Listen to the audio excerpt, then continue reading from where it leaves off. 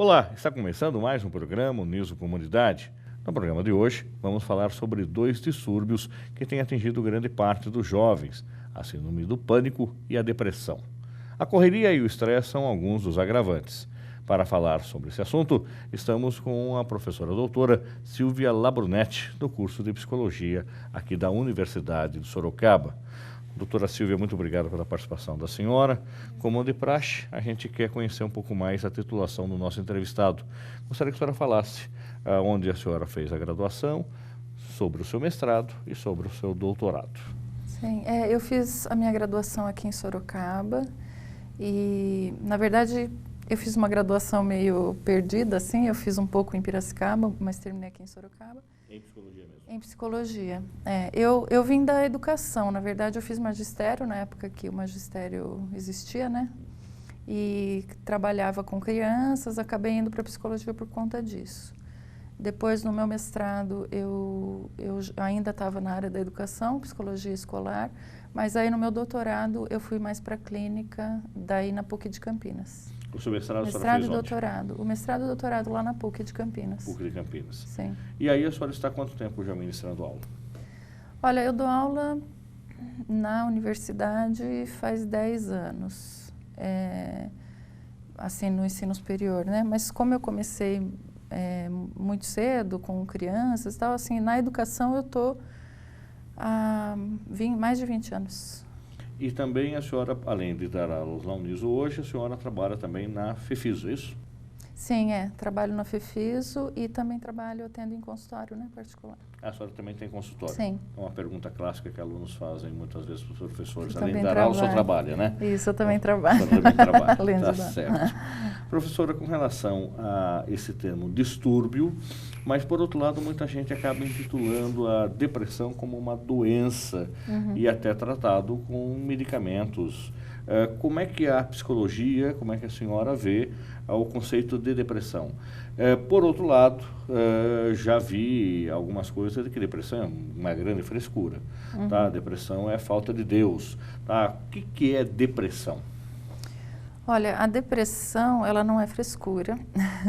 Ela pode ser uma doença assim bem séria, bem grave, no sentido de que ela pode causar um suicídio, ela pode ter, vamos dizer, um nível muito alto de depressão, mas eu acho assim, hoje em dia é uma palavra que as pessoas usam muito vulgarmente às vezes, né?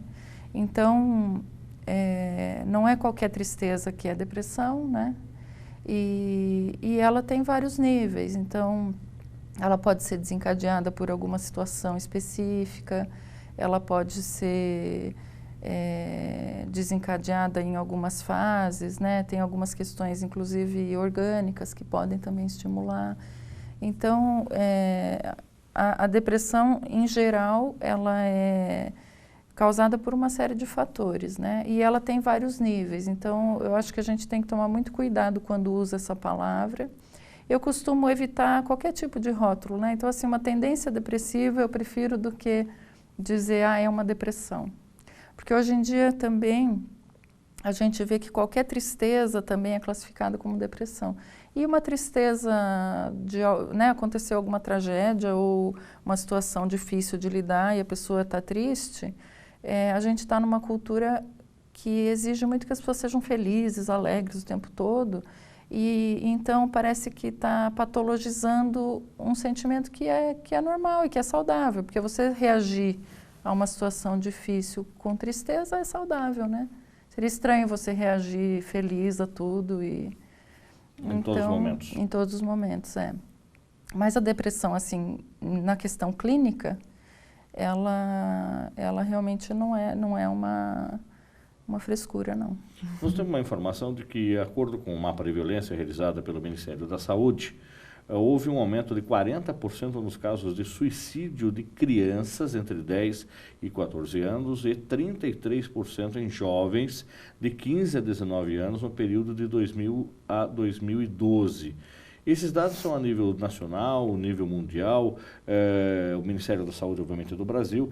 O senhor tem essas informações desses aumentos de suicídio? Isso é um reflexo da depressão ou da tristeza, ou a gente tem graus de tristeza que podem chegar a levar à depressão?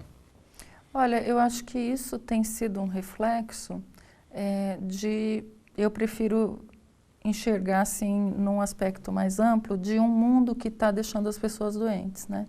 Porque as doenças, elas variam de acordo com as épocas, né? E isso é interessante, assim, nós estamos numa época em que transtorno de ansiedade é muito comum, transtorno depressivo é muito comum, porque o mundo está pressionando mais, né? Então, assim, essa pressão social em cima do jovem, e isso sim é um reflexo. Tanto é que esses índices, agora eu, na verdade, não estou muito por dentro das últimas pesquisas, mas esses índices inicialmente começaram com adolescentes no Japão, que eles tinham um índice muito grande de pressão, né? Então, assim, não passar no vestibular era muito terrível. Então, a gente não vê como algo que, é um jovem que tem uma semente do suicídio dentro dele.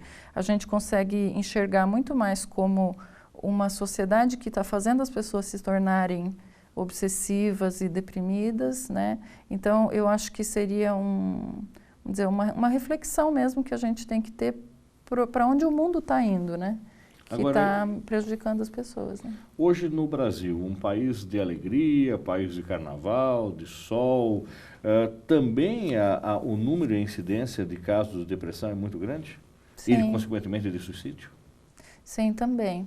Esse é um fator que realmente, assim, acaba influenciando. Esse estigma da alegria, do carnaval, sim, mas da eu acho que cerveja esse estigma, assim, é um pouco estereotipado, né? Assim, as pessoas ficam doentes e ficam alegres em todo lugar do mundo, né? Mas um fator que já foi pesquisado é a questão do clima.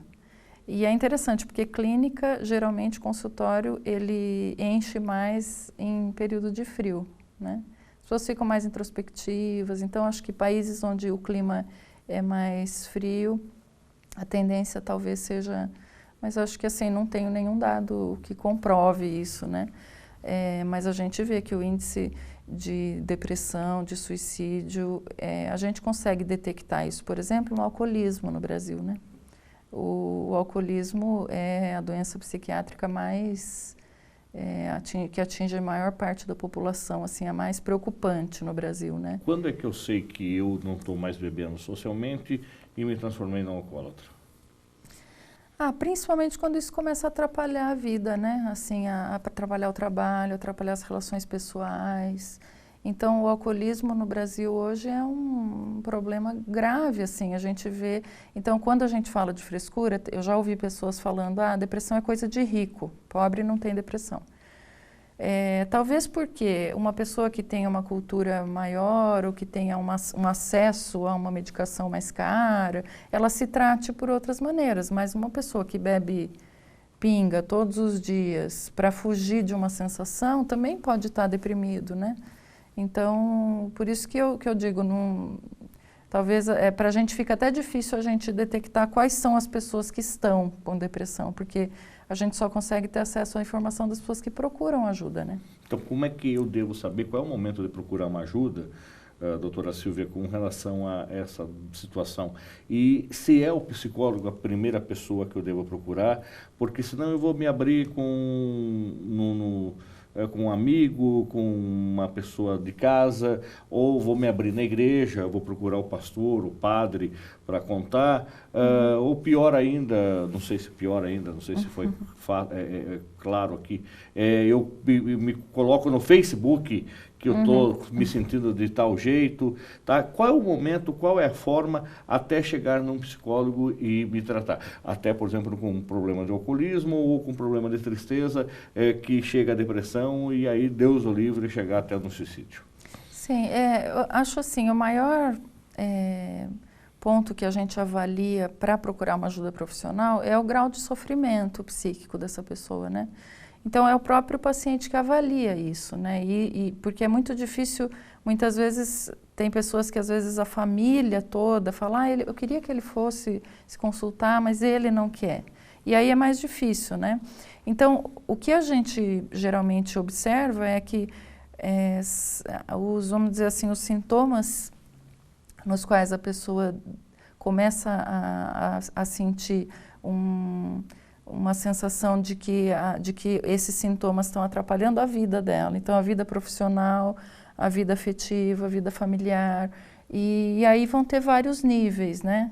Então, em geral, porque quando a pessoa, ela pode ter uma depressão, é nesse sentido que eu digo assim, eu não acho que todo mundo tem que procurar o psicólogo, todo mundo tem que procurar o psiquiatra.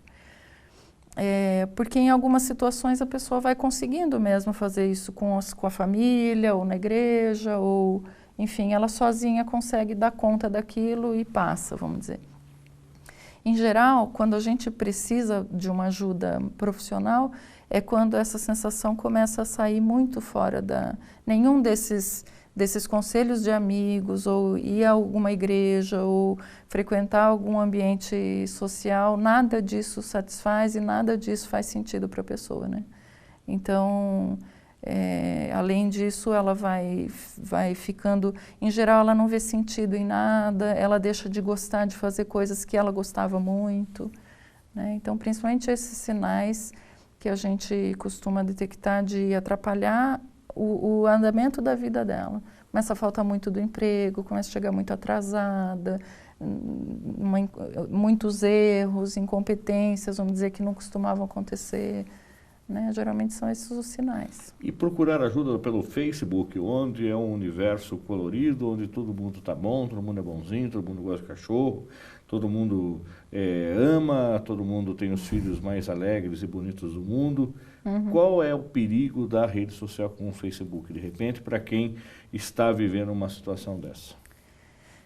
Eu vejo o Facebook como uma possibilidade, as pessoas mostram muito, né? Eu acho que é justamente isso, é um perfil idealizado, né? E quando a pessoa pede ajuda, eu não sei exatamente se ela está realmente querendo ajuda ou se ela está querendo mostrar o sofrimento dela, enfim, porque eu acho que tem uma questão meio narcísica, assim, né? De, olha como eu sou importante, enfim.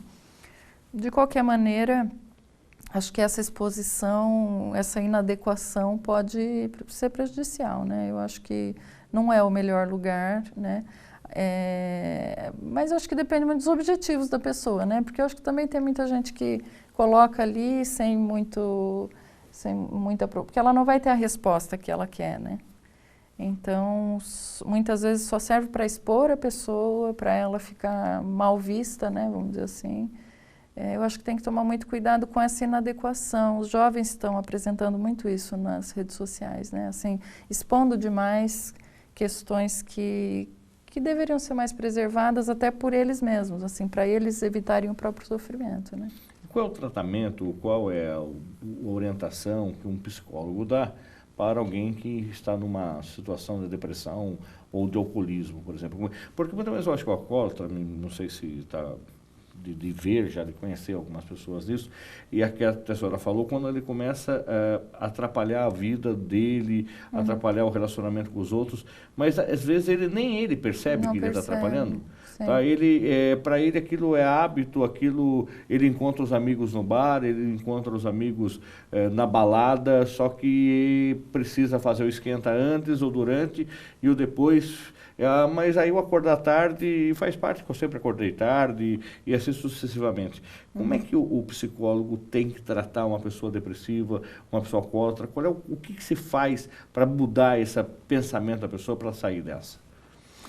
Em geral, assim, a porta de entrada para o trabalho do psicólogo é a angústia, né? Então, o paciente tem que estar incomodado e tem que estar querendo uma melhora e buscando isso, porque não adianta a mãe levar o filho e a mulher levar o marido, ou o marido levar a mulher? É mais difícil. Adianta, porque assim, muitas vezes nessa busca, isso é bastante comum com o adolescente, o adolescente não quer ir, ele acha que é besteira, então ele é trazido, né? Ele é encaminhado. É mais difícil para a gente porque a gente trabalha com vínculo de confiança, então uma pessoa que não está querendo te ouvir, ele dificilmente vai se vincular. Mas o psicólogo, em geral, também tem técnica para esse tipo de situação.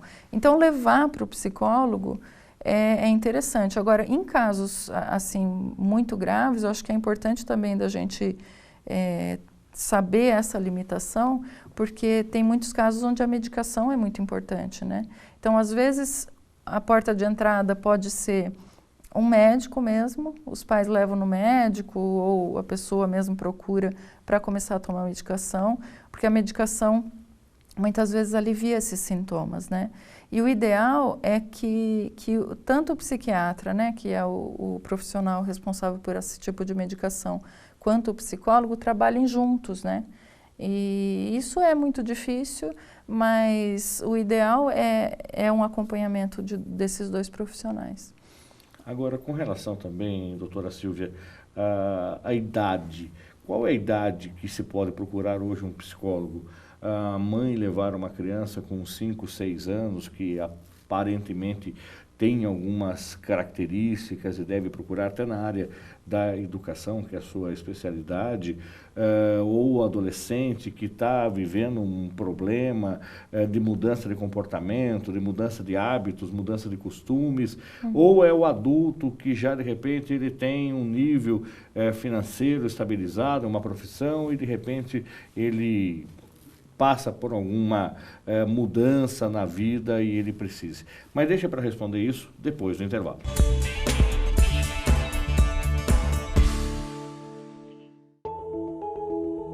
Olha aí o Paulo, ele já descobriu que o conhecimento é a melhor ferramenta para colocar em cada história um final feliz.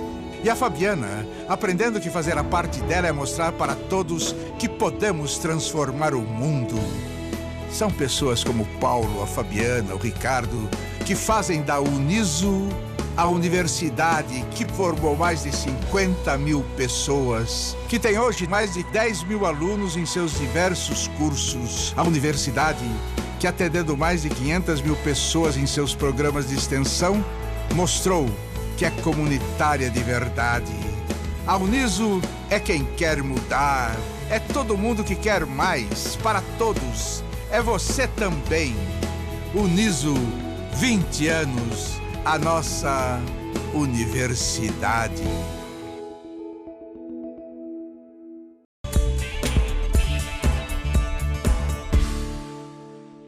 Voltamos com o programa Uniso Comunidade. No programa de hoje, estamos falando sobre 2 distúrbios psicológicos com a doutora Silvia Labrunetti, professora de psicologia.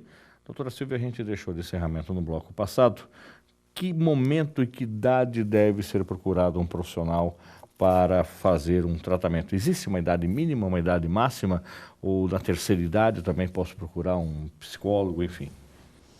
Na verdade, não existe uma idade certa, né, para procurar. Qualquer idade onde a pessoa sinta necessidade, né, de uma orientação, muitas vezes. Porque, às vezes, por exemplo, bebês, né, tem bebês que muitas vezes não é propriamente o bebê que a gente vai cuidar, mas os pais orientar e tudo mais.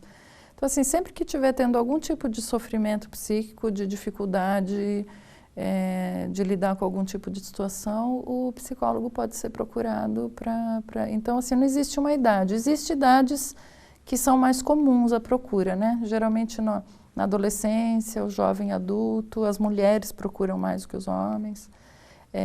Isso é um dado, assim, do que a gente tem visto, mas não existe nenhuma idade que a gente fale, essa idade não é apropriada. É mais a questão da situação mesmo, né? Eu vejo que, às vezes, tem algumas pessoas que procuram sem necessidade também, que é bem interessante, que coloca essa coisa de, eu estou me separando do meu marido, então queria que a senhora visse meu filho. Você fala, mas ele está apresentando algum sintoma? Não, está tudo bem. Então, não, né, na verdade, assim, muitas vezes uma orientação e tal, mas tem alguns clichês, assim, que a pessoa acredita muitas vezes que o psicólogo vai ser fundamental e muitas vezes a própria família consegue dar conta daquilo, né?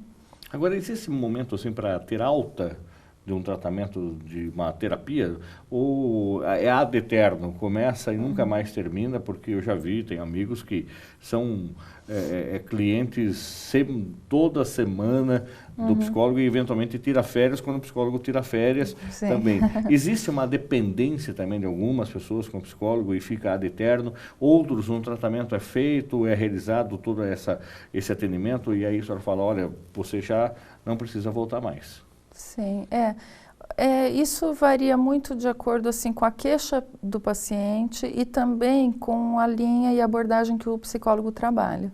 Porque tem psicólogos que trabalham de uma maneira mais direta, então você tem uma queixa, por exemplo, apresenta fobia de um determinado animal e à medida que essa queixa é sanada, existe a alta, né?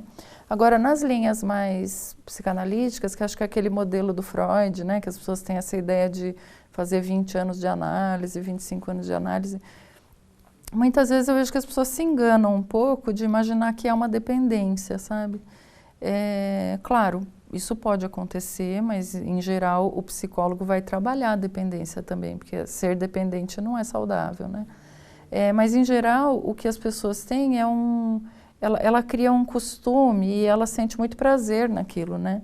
E ela acaba por vontade própria, então tem mesmo casos de análise, de terapia, mas aí vamos dizer que ela pode ter começado a terapia por um motivo e depois de 20 anos, obviamente, ela já está pensando em outras questões. É mais um exercício, uma prática que a pessoa começa a sentir prazer de fazer do que um tratamento em si, né? Isso é muito comum nas pessoas da nossa área, né? Os profissionais da psicologia devem fazer terapia sempre, né? Então, isso é bastante comum, mas depende muito da abordagem. As abordagens mais psicanalíticas, em geral, é o próprio paciente que vai dizer que momento ele pode... Ele está bem, ou ele quer parar, enfim, né? Essa importância do próprio psicólogo fazer análise é para ele também ter aí uma forma de escape, porque acredito que deve ser uma profissão extremamente desgastante, estressante, que você consome toda aquela energia que a pessoa está com problema, ninguém vai para o psicólogo só para contar as alegrias. Até tem momentos alegres que a pessoa participa, compartilha. Mas você transmite tanta coisa negativa, ruim, problemas para o psicólogo, ele precisa se cuidar, não precisa? Sim, sim. A saúde, muitas vezes as pessoas acham que é um trabalho tranquilo, porque você fica sentado o dia inteiro, né? Mas tem esse cansaço assim, emocional muito grande. E algumas situações também mobilizam, porque o psicólogo ele é humano, né? Então ele pode também ficar confuso e aí ele não conseguir fazer o que ele deve fazer, né? Então a supervisão, que a gente chama, que geralmente que seria esse acompanhamento do psicólogo, ela serve justamente para isso, para ir ajudando, alguém olhando com o olhar de fora, para que o psicólogo não se atrapalhe, não se prejudique emocionalmente também, porque ele não pode também, de repente, se envolver e começar a ficar preocupado com aquela pessoa. Então, assim, é um trabalho, fora do horário do Exatamente. Consulta, enfim. Então, assim, e às vezes aparecem alguns pacientes que mobilizam mais, que mexem muito com você e isso mas é um exercício também, principalmente no começo da carreira é bastante comum, né? Hoje em dia é mais difícil para mim, por exemplo, acontecer isso, mas já aconteceu bastante. Agora, com relação também a um dos assuntos que a gente estava discutindo, com relação a esses distúrbios, que é a depressão e o suicídio, a pessoa faz um planejamento do suicídio? Ele tem um comportamento suicida, ele fala, amanhã eu vou me suicidar, ou daqui um mês eu vou me suicidar. Então eu vou me programando para me suicidar. Eu vou comprar uma arma, vou comprar uma corda, vou tomar remédio. Ou é naquele momento, naquele instante em que ele chega no ápice da depressão que ele comete tal ato. Existem várias formas de suicídio, né? Existe essa personalidade suicida que a gente costuma chamar, principalmente na área do psicodrama, a gente usa esse termo, né? A personalidade suicida, que seria essa personalidade que você comentou. Existem pessoas assim, que tem inclusive tem um documentário que é interessante, se chama A Ponte. É um documentário que foi feito na Golden Gate, em São Francisco, porque lá é o monumento onde mais se cometem suicídios, né?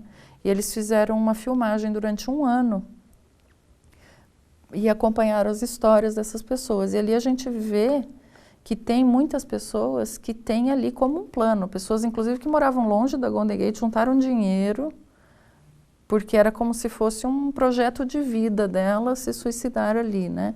Quer dizer, é uma patologia, vamos dizer, uma dinâmica assim muito, vamos dizer, muito forte, muito enraizada, que pode realmente ter começado cedo. Mas a gente não pode dizer que todo suicídio é assim. Tem suicídios que são no momento de desespero. E tem suicídios, inclusive, pode parecer estranho, mas tem suicídios que, inclusive, é saudável do ponto de vista de que a pessoa, por exemplo, se suicida para se preservar de um sofrimento maior. Quando a gente pensa nos suicídios que ocorreram no Holocausto, por exemplo, né? Tiveram pessoas que, assim, provavelmente ela nunca tinha imaginado, ela nunca apresentaria...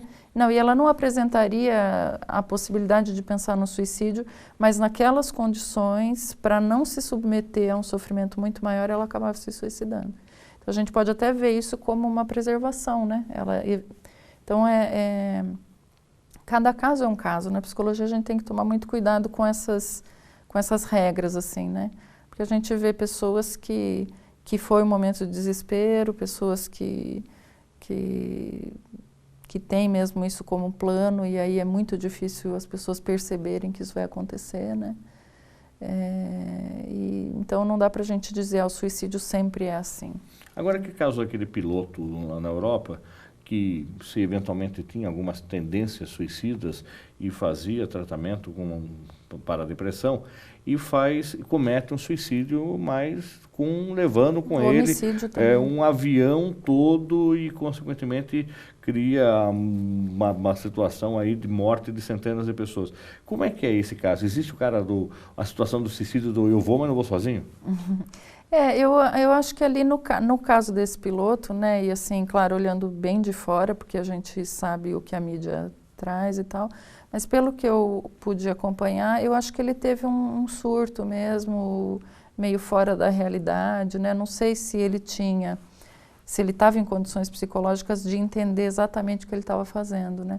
Que é o que a gente vê às vezes em casos de pessoas que, quando a gente vê aquelas histórias de confunde o videogame com...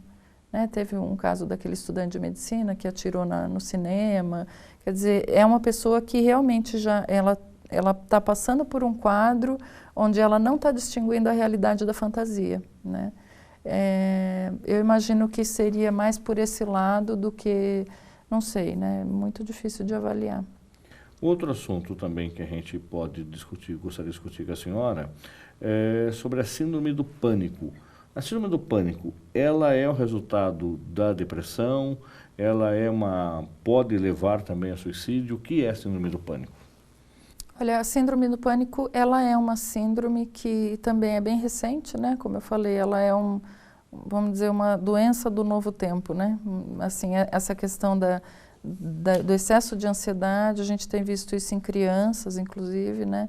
A criança muito sobrecarregada, ela tem muitas vezes uma rotina quase que igual de um adulto, né? Então, quando a gente fala em síndrome do pânico, a gente está falando de sintomas que são diferentes dos sintomas depressivos. Eles são sintomas mais ansiosos, né? Então, tem alguns sintomas que são físicos, a pessoa apresenta taquicardia, sudorese, mas principalmente ela vem acompanhada de um medo muito grande de morrer. Ela tem uma impressão de que ela está infartando, ela tem certeza que vai morrer, e aí ela está palpitando, o coração está palpitando mais acelerado porque ela está ansiosa, e aí ela acha que isso é sinal de infarto, enfim. Então, assim, quando a gente fala de depressão, em geral, é o oposto até disso, porque a depressão, ela é uma ausência de ansiedade, entende? A depressão, a pessoa não tem ansiedade para nada, muitas vezes ela não tem ansiedade nem para levantar, tomar banho, porque uma dose de ansiedade a gente precisa ter, né? Então, assim, hoje você levantou, precisou vir aqui, tomou banho, tomou café, tinha horário para chegar, para trabalhar. Quer dizer, a ansiedade, ela mobiliza a nossa vida, né? Então, quando essa ansiedade está muito alta, Ela pode causar transtornos como o síndrome do pânico, por exemplo. A pessoa começa a ficar com muito medo de tudo que está à volta e isso atrapalha a vida dela. Ou uma falta, vamos dizer, né? Então, a depressão e a síndrome do pânico, eu diria que são opostos nesse sentido, na questão da ansiedade. Agora, a síndrome do pânico pode ser ter medo de ficar no meio de multidão, ela ter medo de ficar sozinha. Isso também é síndrome do pânico, ela sentar numa poltrona de avião, isso pode ser síndrome do pânico. Tem algumas características de síndrome do pânico? Sim. A síndrome do pânico, ela pode ser acompanhada dessas questões, mas em geral a síndrome do pânico, quando a gente fala de síndrome, a gente está falando sempre de um conjunto de sintomas que estão juntos, né? Porque tem pessoas, por exemplo, ela tem fobia de avião, né? A gente não pode dizer que ela tem uma síndrome do pânico, ela tem fobia de avião e é só essa situação que vai... Geralmente a síndrome do pânico vem um medo intenso e um medo muito desproporcional que muitas vezes ela não consegue identificar nem do que é, ela não consegue ver o medo do que ela está. Né? E depois, com o tempo, quando a gente fala... Porque uma pessoa pode ter uma crise de pânico, por exemplo, numa situação de assalto, né? Uma situação onde a pessoa passa por uma ameaça muito grande, ela tem uma crise de pânico, quer dizer, ela age de uma maneira completamente, vamos dizer, desequilibrada, né? Ela começa a gritar, começa a berrar, enfim. Agora, quando a gente fala de síndrome do pânico, é porque essas crises, elas são recorrentes. Então, a pessoa tem essas crises... Então, assim, ela está no meio do trabalho, de repente ela começa a ficar apavorada e começa a suar frio e ela precisa ir embora e ela não consegue identificar, muitas vezes, do que ela está com medo. E, geralmente, aí ela começa a ficar com medo de ter novas crises. Então, medo de ter medo. Medo de ter medo, exatamente. Então, a síndrome do pânico, em geral, se configura toda essa crise. Uma crise que vai ser recorrente, principalmente com o medo de ter novas crises. Isso pode também, no trabalho, em alguns momentos, acontecer por assédio moral? Levar uma síndrome do pânico? Na verdade, são vários os fatores, né? Tem algumas pessoas, vamos dizer, que elas são um pouco mais sensíveis, né? Então, assim, ela tem uma fragilidade já própria, que ela vai, talvez, reagir, né, a um assédio moral, pode provocar, sim, mas não dá para a gente dizer que o assédio moral pode provocar isso em qualquer pessoa, né? Porque tem uma série de fatores, tem uma questão genética, uma predisposição, a maneira como essa pessoa se desenvolve. Então, tem algumas pessoas que, vamos dizer, elas encaram melhor a realidade, elas são mais fortalecidas, vamos dizer, em termos de personalidade. E por isso que eu digo, cada caso é um caso, né? A gente vê situações que... Eu me lembro quando teve o tsunami, que apareceram... teve um trabalho de uma ONG aqui no Brasil, que foi bem interessante, porque ficaram muitas crianças órfãs lá, né? E aí eles estavam facilitando a papelada para as crianças serem adotadas por casais que estavam aqui. Por casais brasileiros, na verdade. Era uma ONG do Brasil. E aí ele estava comentando e tal, já tinha passado, acho que uns 6 meses lá do tsunami. E tinham 2 irmãozinhos. E um deles tinha ficado mudo, depois de tudo que tinha acontecido. E aí ele estava comentando, né, que por conta do trauma, de tudo que eles tinham passado e tinham sobrevivido. E ali ficaram crianças, assim, órfãos de tudo, né? Perdeu o vô, perdeu vó, perdeu tio, perdeu tia, não tinha ninguém mesmo para cuidar deles. E aí a gente vê 2 irmãos, quer dizer que teoricamente você fala tem a mesma genética, tem a mesma experiência, praticamente a mesma idade, e um, vamos dizer, reagiu dessa maneira de parar de falar e o outro não, né? Então as pessoas têm esse fator individual também, por isso que a gente tem que ter muito cuidado, né, no diagnóstico, porque cada caso é um caso mesmo. Agora, isso pode acontecer, o síndrome do pânico também tem idade para acontecer? O menino ou menina que não quer mais ir para a escola, o adulto que não quer mais voltar no trabalho, ou não quer ir no cinema, não quer andar de avião, não quer andar no carro no lugar do carona. Existem situações assim que a senhora já viu, que poderia ilustrar, de idade, de cenas absurdas, dantescas até, para assim, como é que uma pessoa dessa poderia ter síndrome do pânico? Sim, a síndrome do pânico. Até um caso, eu encontrei um cidadão recentemente, ele não gosta de sentar, tem paura, desespero, pânico de sentar encostado na parede num restaurante. No jeito que a gente foi, o lugar que sobrou para ele era aquele, e ele perguntou para mim, você pode trocar lugar que eu não gosto de sentar do lado da parede. Tá, eu me sinto mal, daqui a pouco eu vou suar e eu não vou conseguir nem conversar mais aqui. Sim, as pessoas, todo mundo tem limitações, né? Eu acho que, assim, saber lidar com essas limitações psicológicas que eu digo, né? Então, assim, talvez o que seja a diferença, vamos dizer, entre uma mania, né? Porque, de repente, você fala, ele tem mania, não gosta de sentar ali, e até que ponto isso vira um sofrimento para a pessoa, né? Por isso que eu digo que isso vai muito da situação, quer dizer, começa a atrapalhar muito a vida da pessoa. Então, eu já vi casos, né, você perguntou da idade, eu já vi casos de crianças, assim, com 9, 10 anos, de apresentar uma crise realmente, assim, muito assustadora. Aparentemente, parece que está infartando, vamos dizer assim. Desmaia, perde a consciência, sua frio, né, então, assim, é mais comum nessa fase pré-adolescência, adolescência, jovem adulto. Porque eu acredito que seja a fase onde a ansiedade é mais intensa mesmo, né? Assim, a vida cobra mais, tem uma série de mudanças. Mais difícil a gente ver uma síndrome do pânico na terceira idade ou um adulto mais maduro, né? Nós vamos para um rápido intervalo, voltamos daqui a pouco com a doutora Silvia Fernandes Abrunetti, ela que é psicóloga, professora da Universidade de Sorocaba.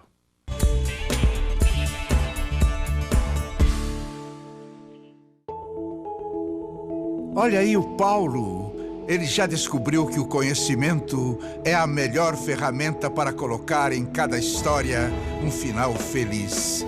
E a Fabiana, aprendendo que fazer a parte dela é mostrar para todos que podemos transformar o mundo. São pessoas como o Paulo, a Fabiana, o Ricardo, que fazem da Uniso a universidade que formou mais de 50 mil pessoas, que tem hoje mais de 10 mil alunos em seus diversos cursos. A universidade, que atendendo mais de 500 mil pessoas em seus programas de extensão, mostrou que é comunitária de verdade. A Uniso é quem quer mudar, é todo mundo que quer mais, para todos, é você também. Uniso, 20 anos. A nossa universidade.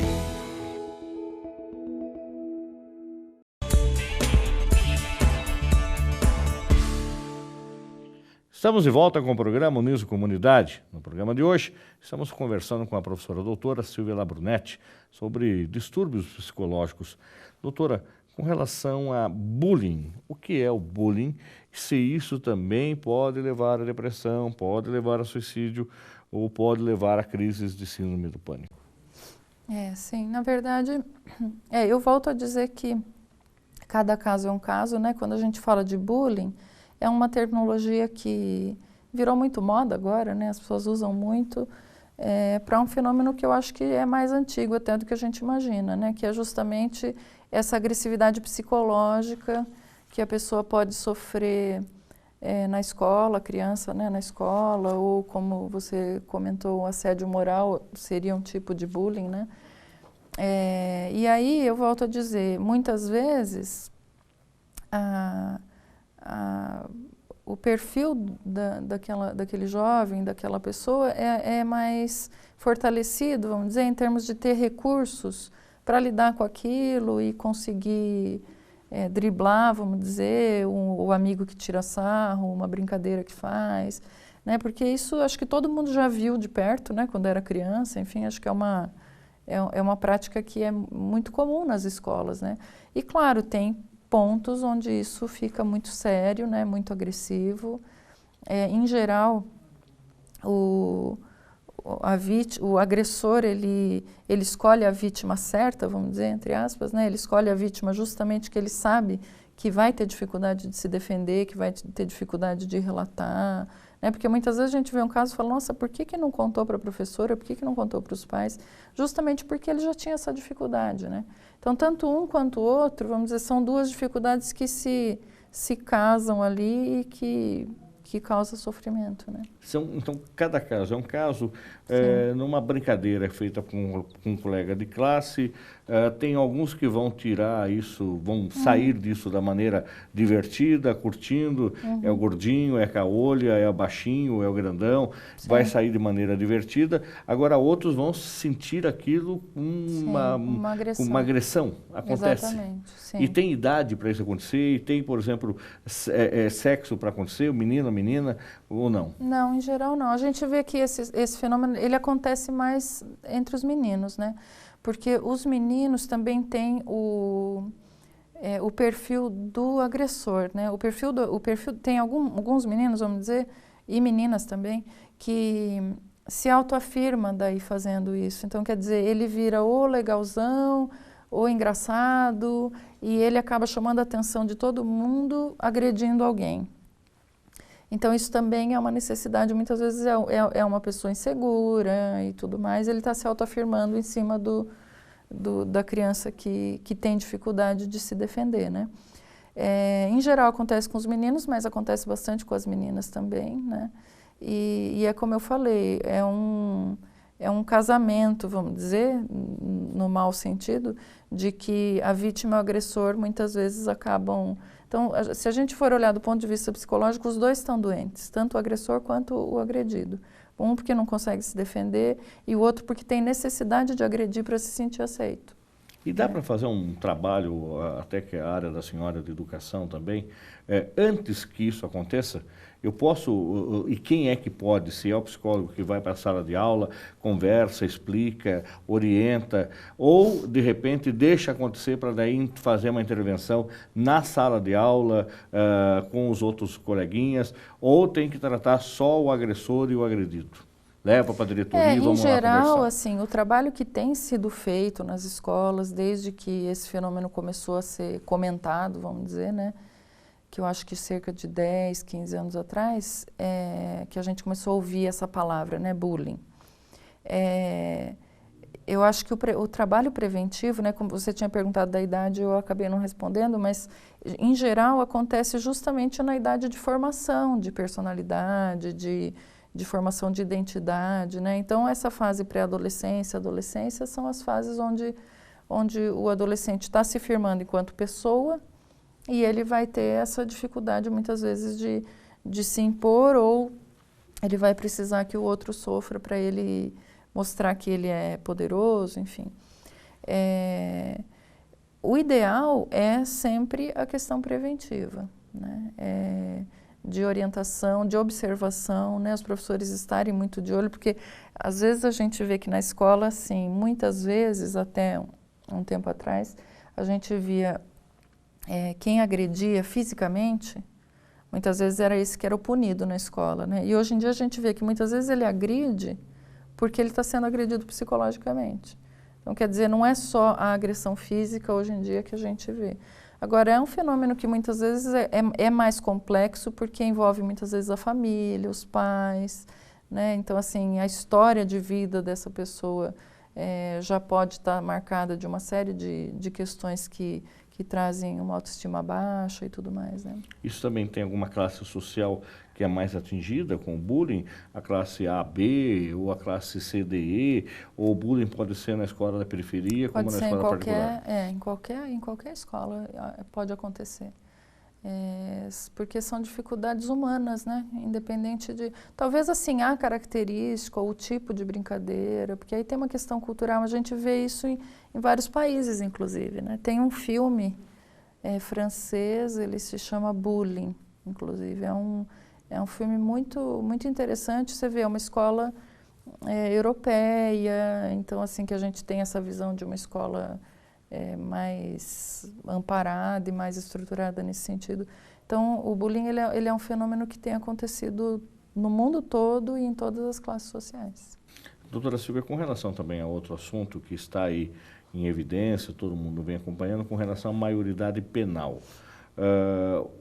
O jovem de 16 anos, de 14 anos, ele está ciente de que ele comete um crime hediondo? Ele tem noção disso? ou ele é levado por um adulto até cometer um crime dessa natureza. Ele esfaqueia para roubar uma bicicleta, ou ele estupra porque ele teve desejo. O que pode acontecer com a redução da maioridade penal? Não sei se a senhora tem um ponto de vista formado sobre isso já, ou na psicologia, como é que ela vê essa diminuição dos 18 para os 16, se isso altera alguma coisa? Bom, com 16 não dá mais, vão ter que mudar para 14. Ora, mas tem 12 anos, a gente está... Enfim, então todo mundo, a partir que nasceu, você também já pode ser um eventual criminoso. Exatamente. Como é que a senhora pensa sobre isso? Olha, eu acho uma questão assim bem polêmica, até porque a gente teria que entrar num sistema prisional também, né? Porque assim, eu acho que é um sistema, quando a gente pensa em redução da maioridade penal no Brasil, eu acho meio perigoso, assim, porque quer dizer, até que ponto isso vai resolver os problemas que a gente tem, né? Eu não vejo que essa é a saída para resolver os problemas. Eu acho que a questão de investimento em educação, investimento em questões preventivas de violência são mais importantes, né? Agora, eu acredito que uma criança de 14 anos, hoje em dia, né, ou um adolescente de 14 anos, em muitas coisas ele já tem noção do que ele está fazendo, né? O que eu acho muito difícil a gente julgar, vamos dizer, é o tipo de pena que ele vai ter, porque a gente sabe que o sistema prisional no Brasil não é um sistema que educa, né? Ele é um sistema, né? Exatamente, ele não é...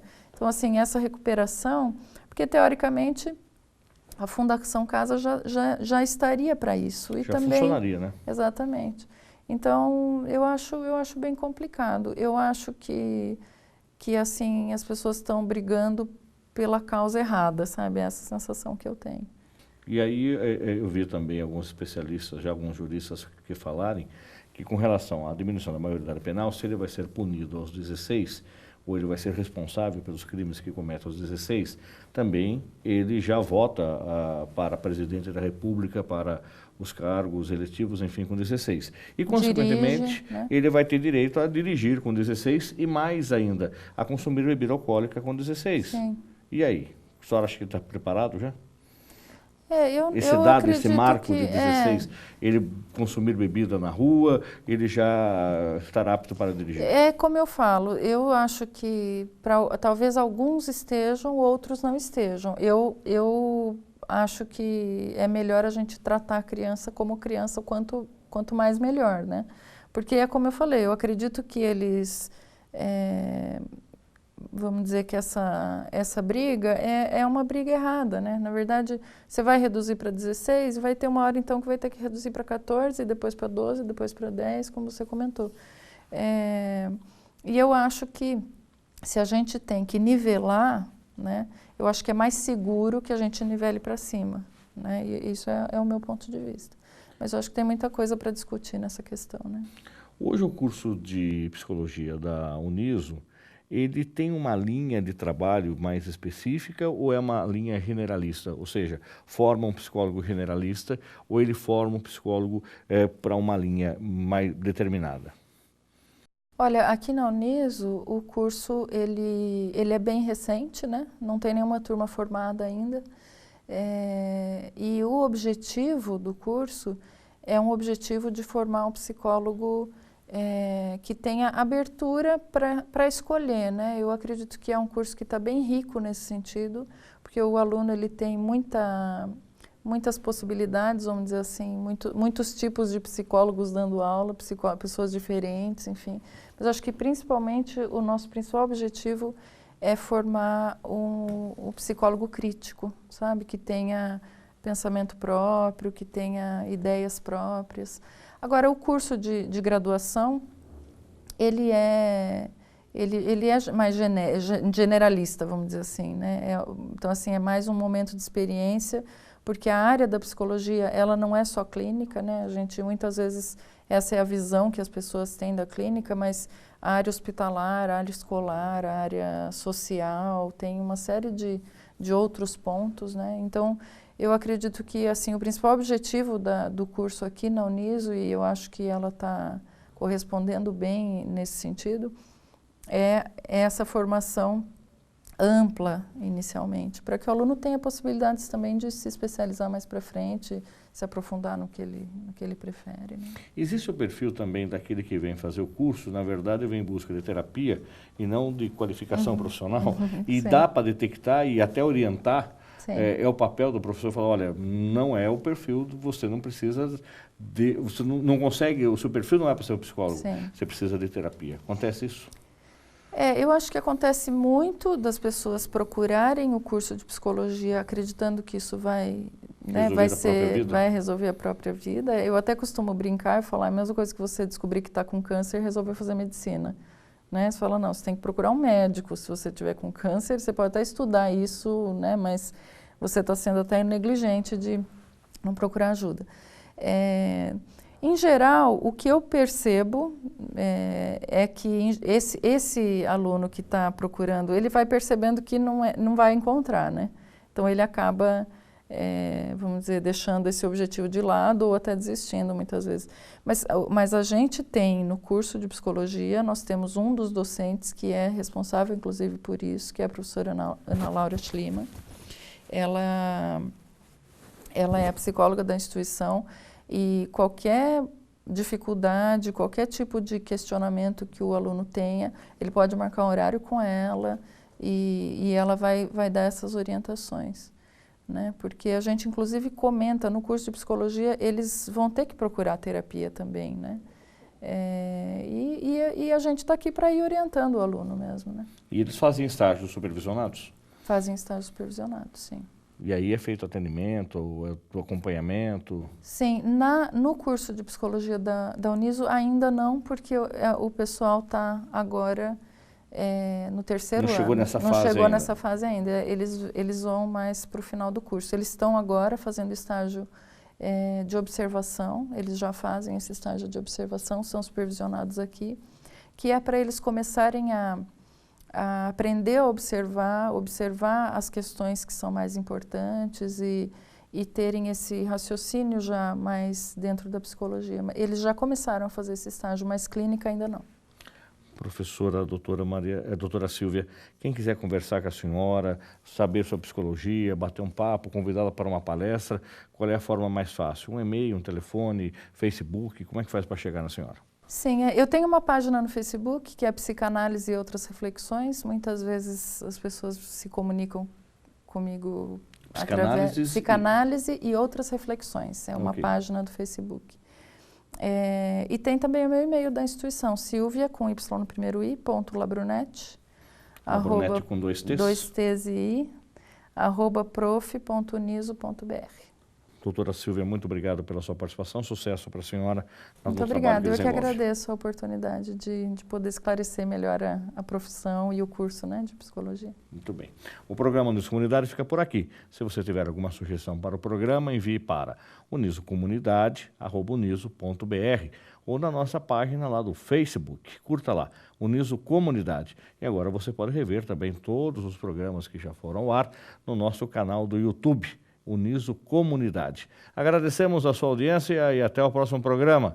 Até lá!